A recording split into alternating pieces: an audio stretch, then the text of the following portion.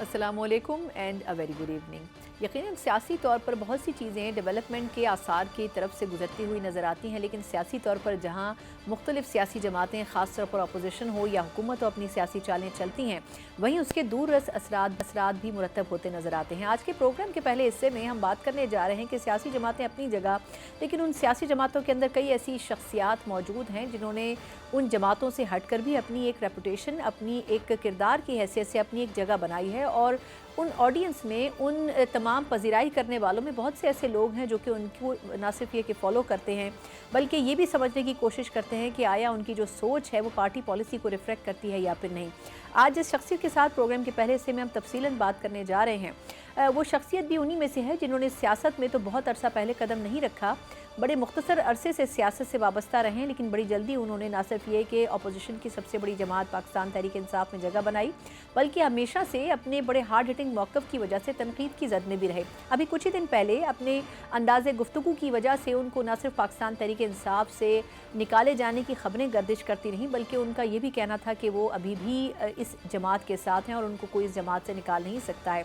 लेकिन अब देखना होगा कि सियासी तौर पर वो ऐसी शख्सियत बन चुके हैं जो कि किसी भी जमात में जाएँ तो उसके लिए दरवाजे खोल दिए जाएंगे, और ख़ास तौर पर ऐसे मौके के ऊपर वो मियां नवाज शरीफ साहब की तरह ये बात कर रहे हैं कि मुझे क्यों निकाला गया।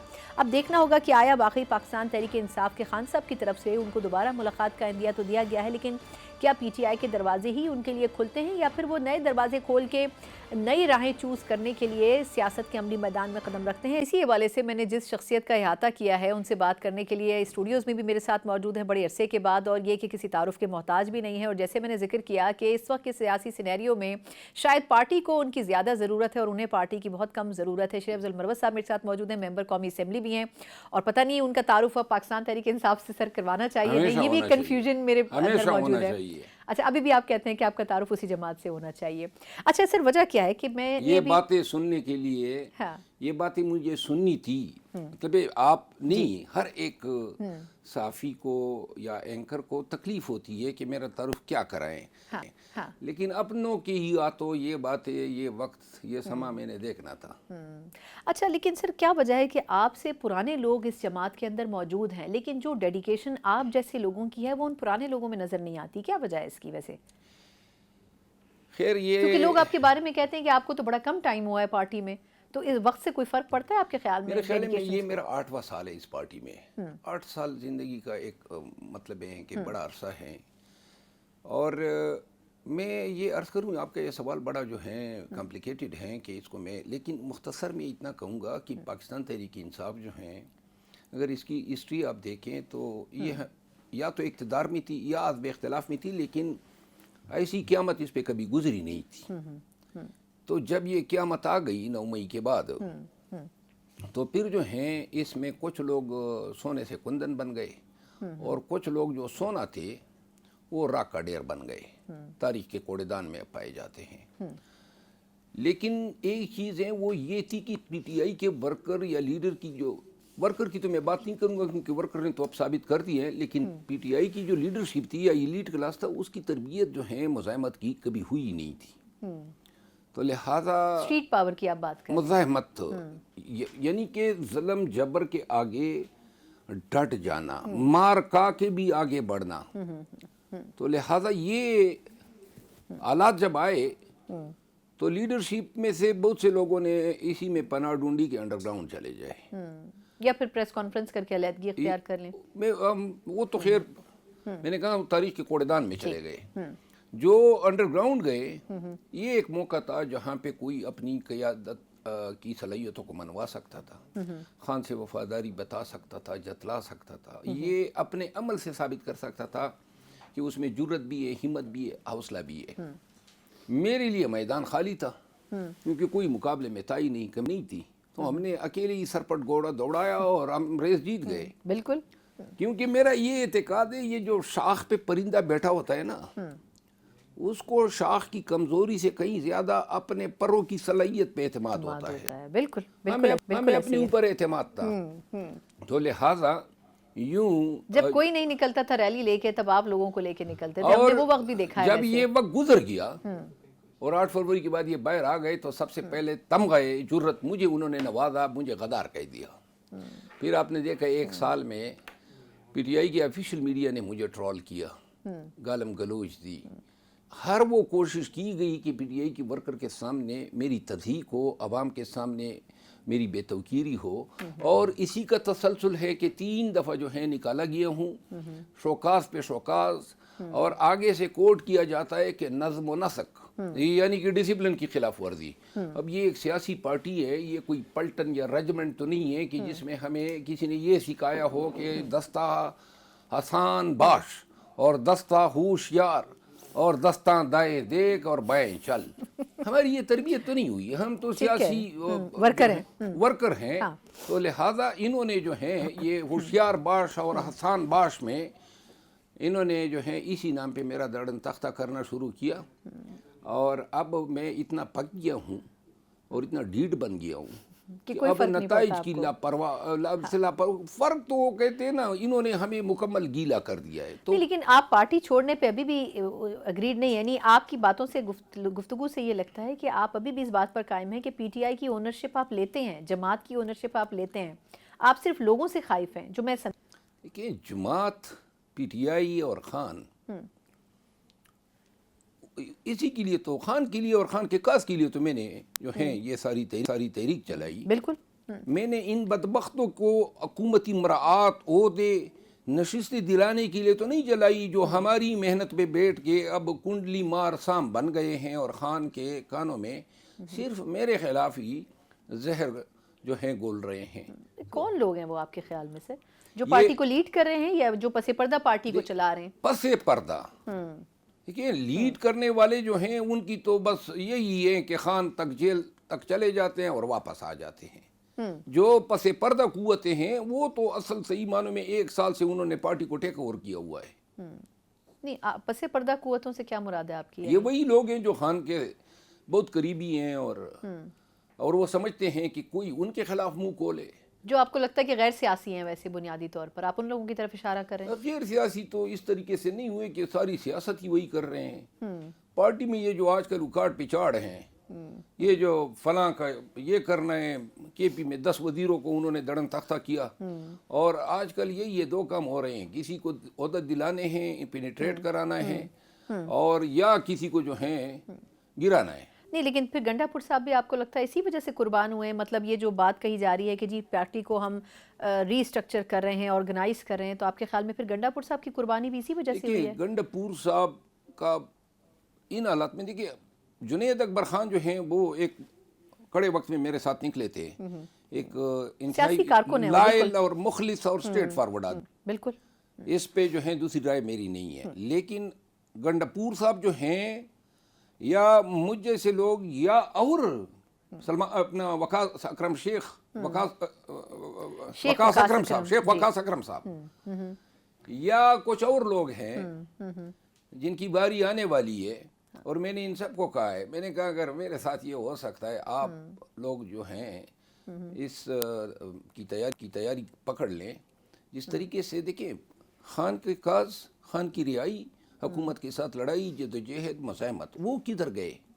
یہ تو اپنوں پہ شروع ہیں۔ ہماری میڈیا، آفیشیل میڈیا اپنے لیڈروں کی ٹرولنگ کر رہی ہے علی امین خان کے خلاف۔ نہیں، آپ کہہ رہے ہیں کہ گنڈا پور صاحب اور شیخ وقاص صاحب ان کا نمبر بھی آنے والا ہے؟ جی، اور علی امین خان کے خلاف اور شیخ وقاص اکرم کے خلاف پی ٹی آئی، شیخ وقاص اکرم سیکٹری انفارمیشن ہے، اور علی امین خان پی ٹی آئی کے وزیر اعلیٰ ہیں، اور پی ٹی آئی آفیشیل میڈیا جو ہے ان کی ٹرولنگ کر رہی ہے۔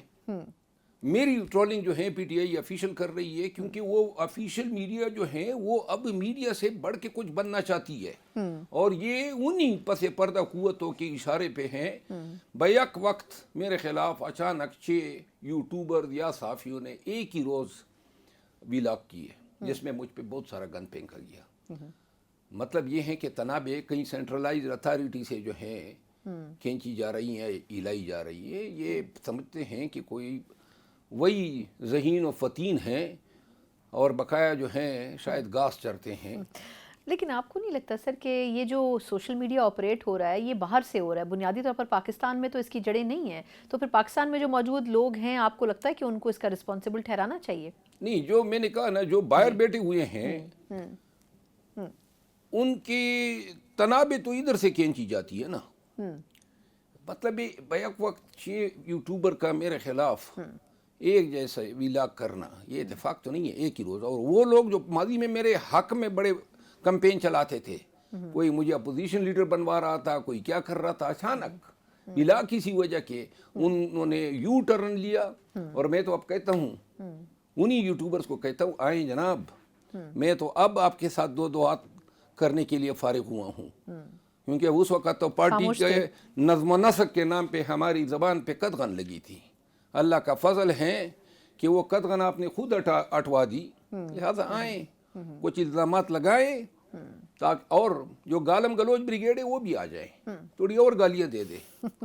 اچھا, لیکن اب ایک جو چیز سمجھ آتی ہے سر, اب آپ نے سوشل میڈیا کی بات کر لی ہے تو میں بھی یہ پوچھنا چاہوں گی کہ یہ جو ٹویٹس خان صاحب کے نام سے ہوتے ہیں, اب سب کو پتہ ہے کہ جبران الیاس صاحب یا شہباز گل صاحب کے بارے میں کہا جاتا ہے کہ وہ بیسکلی انٹرنیشنلی لابی کو موبلائز کر رہے ہیں.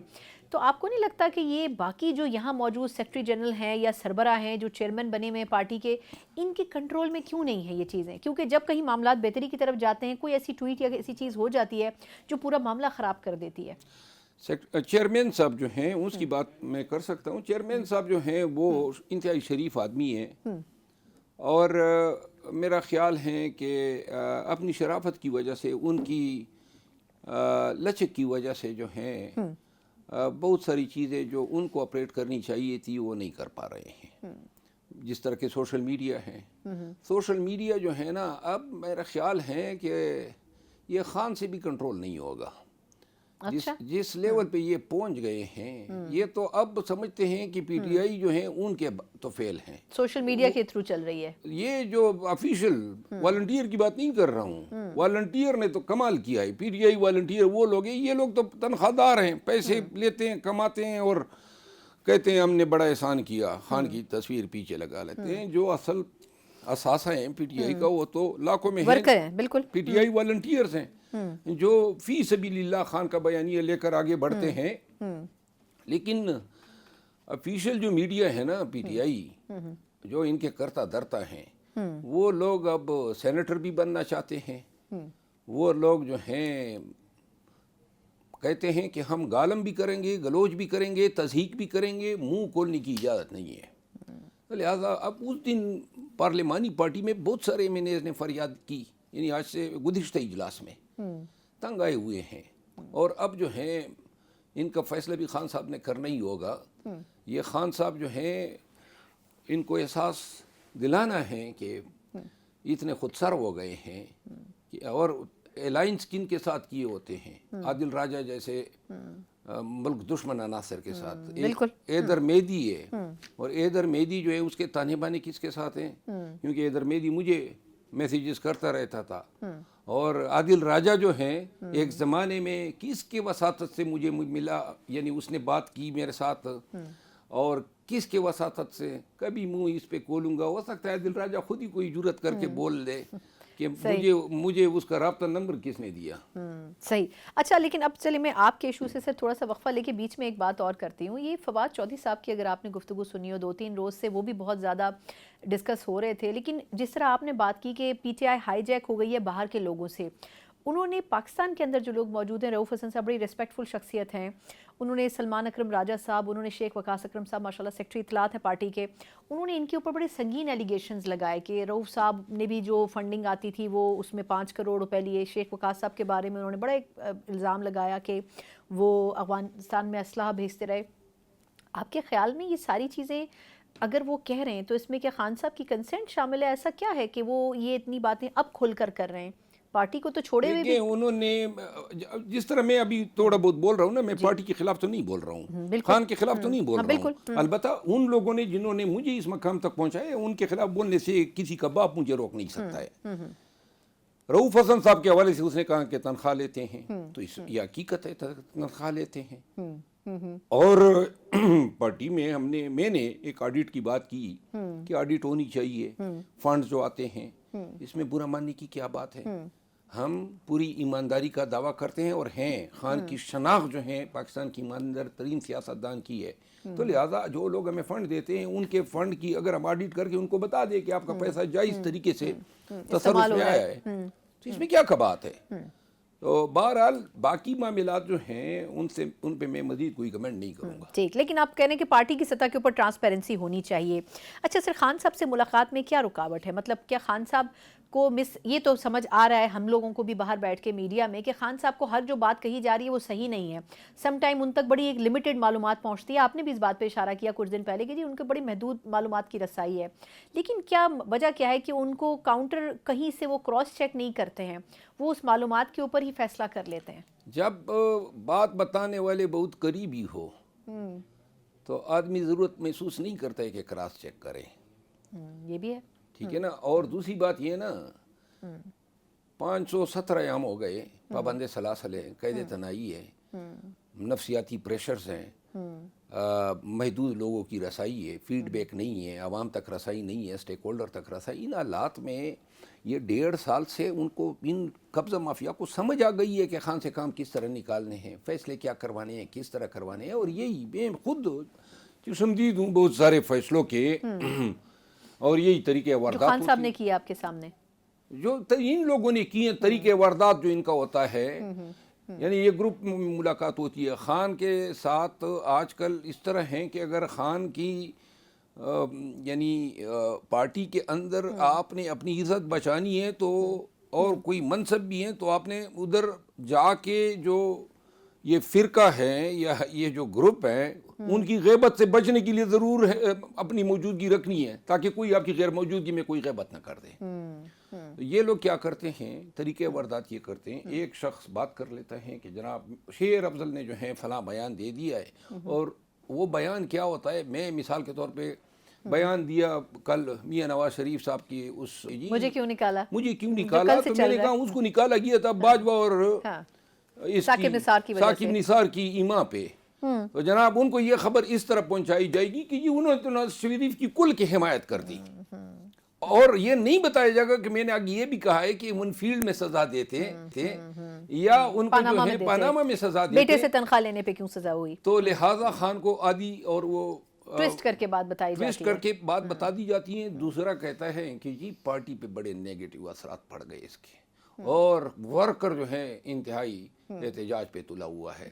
تیسرا کہتا ہے جی میں نے اپنے ذرائع سے ان تمام چیزوں کو کنفرم کیا، کوئی اور راستہ نہیں ہے اس آدمی کو ٹھکانے لگانا ہے. تو پھر مروت صاحب اس کا مطلب کوئی ایک شخص تو نہیں ہے جو پارٹی سے آپ کو نکالنا چاہتا ہو، وہ تو پھر ایک پورا ماحول بن چکا ہے. یہ ایک ہی گروپ ہے نا، ایک گروپ میں نہ کہ صرف مجھے، وہ علی امین خان کے پیچھے بھی پڑا ہے، شیخ وقاص صاحب کے پیچھے بھی پڑا ہے، علی محمد خان کے پیچھے بھی پڑا ہے، اسد قیصر کے پیچھے بھی پڑا ہے. درست. اچھا اب یہ بتائیے گا کہ خان صاحب سے ملاقات آپ کی ہے، کوئی سینیریو بنتا ہوا نظر آ رہا ہے؟ آپ کھل کے اس میں بات کرنے جا رہے ہیں یا ابھی مشکل لگ رہی ہے آپ کو ملاقات؟ مجھے کوئی کیا مشکل ہے، میں تو مطلب آرام سے انہوں نے وہاں سے اٹھا کے ادھر رکھ دیا. اب موجودہ وقت میں آپ کو اچھی طرح علم ہے، اسلام آباد میں اگر آپ پی ٹی آئی سے وابستہ ہے، آج ہماری ایک خاتون بہن MNA، اس کا شوہر جو ہیں پابند سلاسل ہیں، 100 سے زیادہ پرچے، اس کے بچے اور شوہر، اس کا دیور مارا گیا، اور اس کے علاوہ ان کا کاروبار بند ہے. یہی حالت ہر ایک MNA کی، ان کے کاروبار بند ہے، اوپر سے اپنی میڈیم پہ چڑھ دوڑتا ہے. بات یہ آج کل پی ٹی آئی میں ہونے کا مطلب یہ ہے ایجنسیوں کی دست درازی سے اپنے آپ کو تیار رکھنا ہے. پولیس سے ابھی پرسوں ایک ہمارے MPA کو یہاں پہ خواہ میں جو ہیں پولیس نے گرفتار کر کے ان پہ دہشت گردی کے پرچے کر دیے ہیں. آپ نے دنیاوی نقصانات کے لیے تیار رہنا ہے، کسی بھی وقت آپ کی گرفتاری ہو سکتی ہے. تو لہٰذا پی ٹی آئی کے ساتھ اس کڑے دور میں کڑا ہونا یہ تو ایک جہاد ہے. انہوں نے خود ہی ہمیں اس جہاد سے علیحدہ کر دیا ہے. تو لہٰذا آنے والے عید کے بعد انہوں نے احتجاج تو کرنا ہے، اور نومبر میں الیکشن بھی آ رہے ہیں گلگت بلتستان. جس نے وہاں پہ کمپین کرنا ہے وہ بیچارہ تو خالد خورشید جو ہیں وہ تو ایک بے بنیاد لغو مقدمے میں عمر قید سے بھی زیادہ سزا دی گئی ہے. تو کمپین کے لیے کون جائے گا؟ نہیں، لیکن آپ یہ کہہ رہے ہیں کہ عید کے بعد احتجاج شروع کرنے کی پوزیشن خان کا تو یہ فیصلہ ہے، لیکن بشرطے کہ احتجاج تب ہو سکے گا جب پارٹی ایک پیج پہ ہو. یہ لغو بے بنیاد قسم کے قصیدہ گو جو ہیں ان سے جان چھڑائی جائے، پارٹی کو ٹریک پہ لائے جائے. انتشار، تفریق اسکزم بڑھتی جا رہی ہے اور یہ جو ہے خان کے لیے پارٹی کے لیے انتہائی نقصان دہ ہے۔ اچھا سر، لاسٹ فیو کوشچنز ہیں، مجھے یہ فرمائیے گا کہ یہ بھی تنقید ہو رہی ہے کہ پارٹی میں کے پی کے اندر خاص طور پر جو خان صاحب کی اہلیہ ہیں ان کے جانے کے بعد مسائل زیادہ پیدا ہوئے، اور گنڈا پور صاحب کی پرفارمنس سے پہلے خان صاحب بڑا خوش تھے۔ آپ خود کے پی سے بلانگ کرتے ہیں، آپ کو کیا لگتا ہے گنڈا پور صاحب سیاسی کارکن زیادہ تھے یا ایز اے سی ایم بھی انہوں نے پرفارم کیا؟ کیونکہ لگتا ہے یہ کہ ان کی رپورٹ اچھی نہیں گئی پچھلے کچھ عرصے میں۔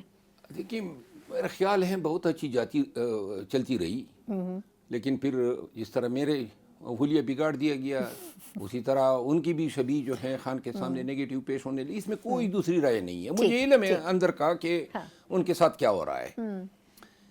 گنڈا پور صاحب جو ہیں، میں ایک قصہ سنا دوں اگر پی ٹی آئی کا ورکر اس کو سمجھے۔ ایک دن میں ان کے دفتر میں بیٹھا تھا تو ہمارے کچھ ورکر جو ہیں شانگلہ میں شہید ہوئے الیکشن کے دن پہ۔ تو گنڈا پور صاحب سے وہ بات ہو رہی تھی تو انہوں نے کہا 1-1 کروڑ روپے جو ہیں ان کے ورثاء کو دیں۔ اب 1 کروڑ روپے کا اس طرح کا فیصلہ کوئی دوسرا چیف منسٹر کرتا اس کو 1 سال لگتے۔ بالکل۔ گنڈا پور ایک دلیر آدمی ہے، فیصلہ کرنے میں بڑا چست ہیں، اور اس کے علاوہ دیر اینڈ دین فیصلے کرتا ہے۔ وہ محمود خان بھی نہیں ہے اور نہ بزدار ہے، پرویز خٹک بھی نہیں ہے، پرویز خٹک بھی نہیں ہے۔ دیکھیں میں ان کا وکیل رہا ہوں، ٹھیک۔ میں جب یہ اس کو پاکستان کے 3 صوبوں میں پھرایا گیا میں وکیل تھا، لیکن اس کی آنکھیں بتاتی تھی۔ ایک دن میں نے ان کو مجبور کیا، میں نے کہا کیا ہو رہا ہے آپ کے ساتھ، مجھے بتائیں تاکہ عدالت کو آگاہ کر دیں۔ تو اس نے کہا کہ صرف اتنا بتا سکتا ہوں کہ جانوروں سے بھی گئے گزروں سے لوگوں سے واسطہ پڑا ہے۔ اس آدمی نے اتنا تشدد سے آئے، ایک فکرہ اس کو کہا گیا، مجھے خود انہیں کہا کہ یہ اتنا لکھ دیں کہ جی میں پی ٹی آئی کو خیر آباد کہتا ہوں، اور اس نے کہا نہیں، میرے بچے میری نسل جو ہے ان کے لیے ایک تانا بنے گا۔ اس گنڈا پور کو آج میڈیا پہ یہ لوگ غدار بنا رہے ہیں، اور کے پی کی گورننس کی حالت صرف میں ایک مثال دوں، 4 صوبوں میں سے واحد صوبہ ہیں جس نے آئی ایم ایف کی ڈیمانڈ کو میٹ کرتے ہوئے اپنا قرضہ دے دیا۔ 1 سال تقریباً گزر چکا ہے، گزر گیا، 1 سال میں ایک سکینڈل کوئی بتا دے کہ پارٹی یا گورنمنٹ کے خلاف یہ سکینڈل آ گیا ہے۔ یہ زبانی، اور ہمیں ہمارے صوبے میں کتنی رقم صرف ہو رہی ہے، پنجاب اس کے مقابلے میں جو ہے 36 گنا زیادہ رقم صرف کر رہا ہے۔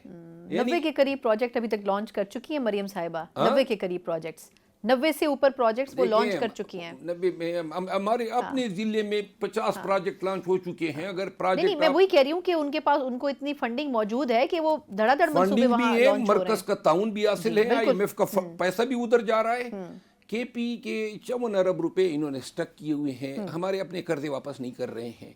فیڈرل گورنمنٹ نے ابھی تو چیف سیکرٹری 1 سال بعد تبدیل ہوا ہے، 1 سال تک وہی چیف سیکرٹری تھا، اور اس کے بعد جو ہیں کے پی حکومت جو ہیں اس کے آپ ہمارے حالات بھی تو دیکھیں نا، بدامنی وہاں پہ ہیں، پسماندگی، پھر ٹیررزم کا ایشو بہت زیادہ ہے، بالکل۔ تو لہٰذا علی امین خان کی حکومت جو ہے وہ اس کی پرفارمنس پہ لیکن پھر گنڈا پور صاحب کا جانا ٹھہر گیا ہے، حالات ایسے لگ رہے ہیں کہ وہ رک نہیں سکیں گے اپنے عہدے پہ، آپ کو کیا لگتا ہے؟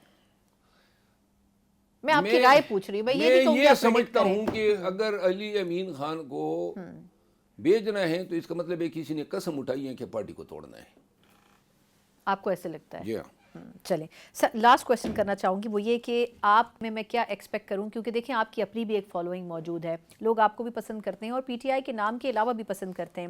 خان صاحب سے اگر ملاقات ہوتی ہے جو آپ کہنے کی ایکسپیکٹڈ ہے، تو آپ کیا چاہیں گے اس میں، کہ ان کے سامنے پکچر رکھ دیں گے اور اس کے بعد فیصلہ ان پہ چھوڑ دیں گے؟ نہیں، یہ پکچر تو 2 دفعہ پہلے بھی میں رکھ چکا ہوں، میں یہی اسی لیے ابھی تو میں ان کو یہ کہوں گا کہ یہ اس کو صرف خان صاحب روک سکتے ہیں۔ ٹھیک۔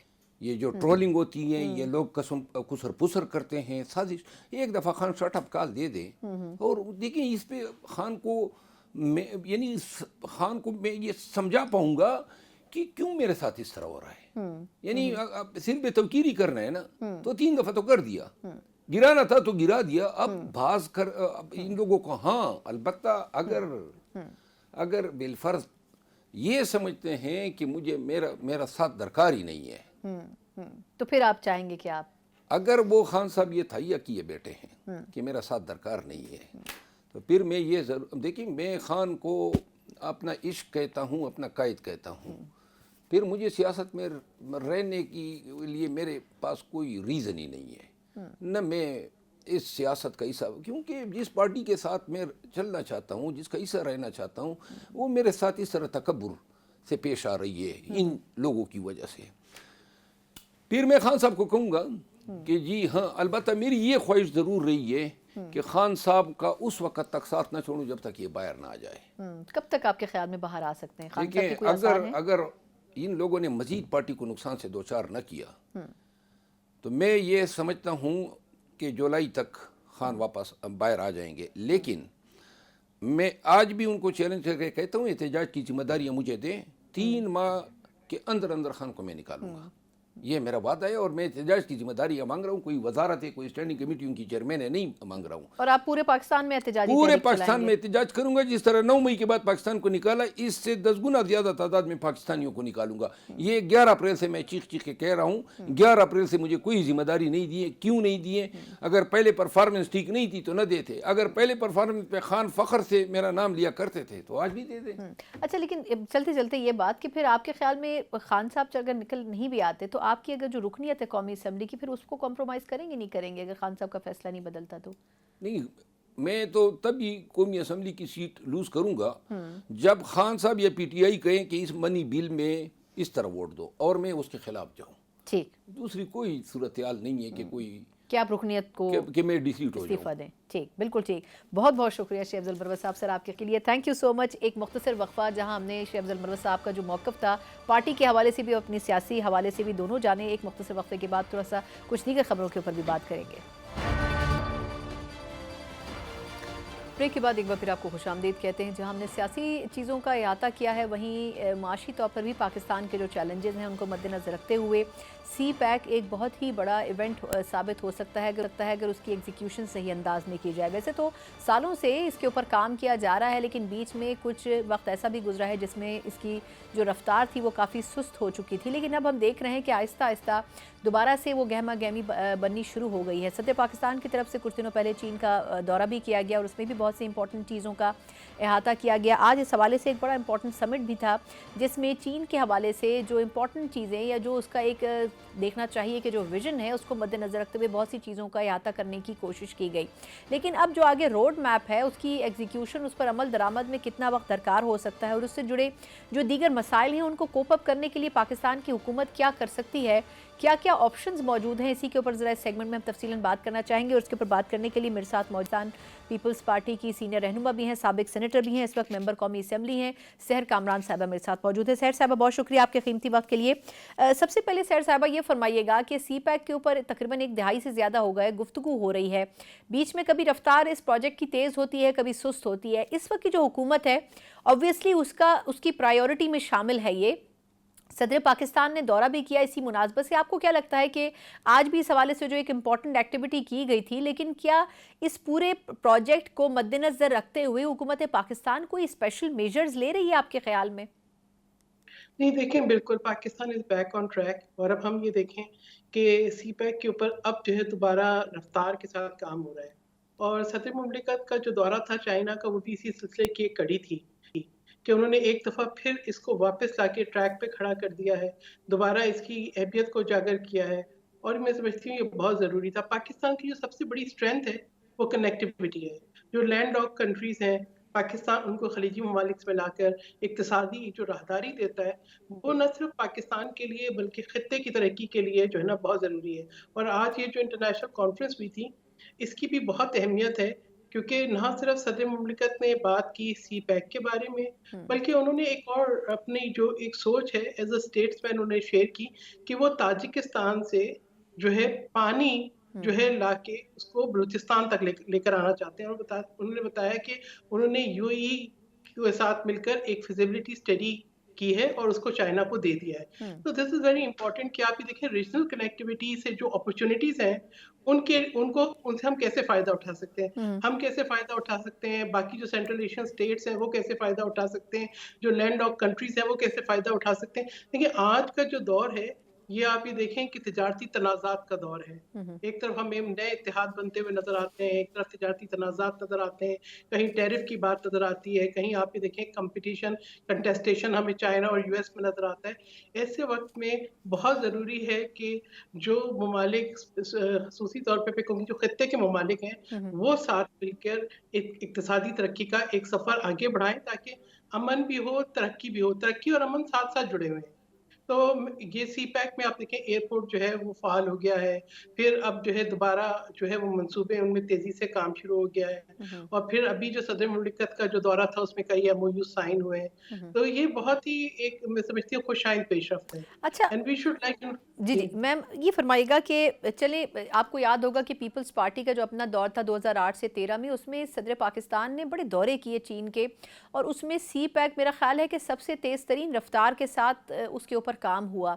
لیکن یہ فرمائیے گا کہ اس وقت کا جو سینیریو ہے ایک بہت بڑے گیپ کے بعد یا سلو ڈاؤن ہونے کے بعد یہ پروجیکٹ اب دوبارہ، کیونکہ انٹرنیشنل کمیونٹی بھی نہیں چاہتی تھی کہ سی پیک اتنا فلورش کرے، تو اب اس کو مد نظر رکھتے ہوئے پاکستان کیا فیسلٹیز آفر کر سکتا ہے؟ کیونکہ چین کی اپنی بھی ریزرویشنز تھیں، جیسے کچھ سیکیورٹی کے مسائل تھے، ریسورسز کے حوالے سے تھے، پھر کچھ اب جوائنٹ وینچرز بھی چین اور پاکستان کرنے جا رہے ہیں.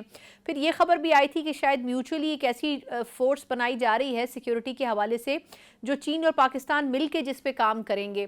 تو ان ایشوز کو مد نظر رکھتے ہوئے پاکستان کیا آپ کے خیال میں کس سمت میں جا رہا ہے، اور کیا اس حوالے سے فردر پلاننگ ہے؟ دیکھیں ایک چیز تھی سب سے اہم، وہ تھی باہمی اعتماد کی بحالی، جو کہ میں سمجھتی ہوں کہ صدر مملکت کے حالیہ دورے میں بہت حد تک ممکن ہوئی ہے. پھر افواج پاکستان کا جو کردار ہے، جو عزم ہے دہشت گردی کے خلاف، اس کی بھی ایک بہت بڑی اہمیت ہے، کیونکہ وہ اعتماد دیتا ہے انٹرنیشنل انویسٹرز کو کہ وہ آئیں اور پاکستان میں انویسٹمنٹ کریں. پھر ایس آئی ایف سی کا قیام، یعنی جو کمپلیکیٹڈ مراحل تھے سرمایہ کاری میں ان کو دور کرنا اور ایک بہتر طریقے سے جو ہے وہ آگے سرمایہ کاری کو لے کے چلنا. تو کاوشیں تو ہیں، اور میں سمجھتی ہوں کہ اس وقت کیونکہ یہ جو ہے سی پیک صرف پاکستان کے فائدے میں نہیں ہے، یہ چین کے فائدے میں بھی ہے. تو ان کو بھی جو ہے یہ رسائی چاہیے سمندر کے ذریعے خلیجی منڈیوں تک، تو ان کے بھی فیور میں ہے، سینٹرل ایشین کنٹریز کے بھی فیور میں ہے. اور آج جو صدر مملکت نے بات کی، انہوں نے کہا میں وہ کنٹریز جو ہیں ریجنل میں سب کو دعوت دیتا ہوں کہ آئیں.